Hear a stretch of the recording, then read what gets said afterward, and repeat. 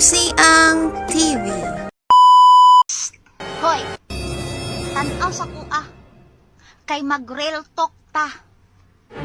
Abi ninyo, naagyoy mga tao nga pakitaan nato ug maayong batasan ila ra gihapon tang daoton didto sa uban. Mas maayo nang magminalbita ta kaysa magngisi-ngisi ta onya plastic ra.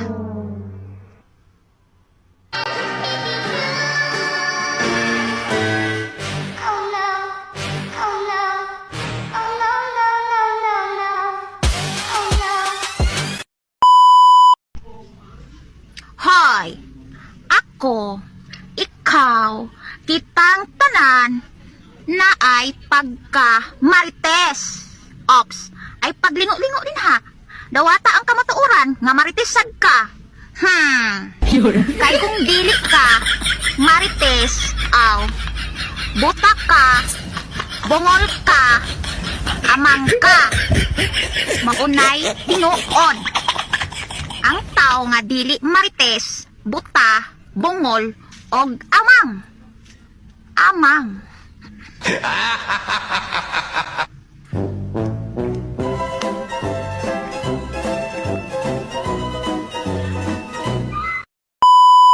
Psst. Kitang mga Pinoy ba? Nagitay batasan no? Nga bisan pa og wala ta sugua, mulihok yud ta sa mga trabaho unon. Unya, ang ending mo reklamo ta kay gikapoy. Unya, kinsa man ang masulon, asa mo ta mareklamo? So, moreklamo ta sa atong kaugalingon kay nasubraan na sa kabuotan.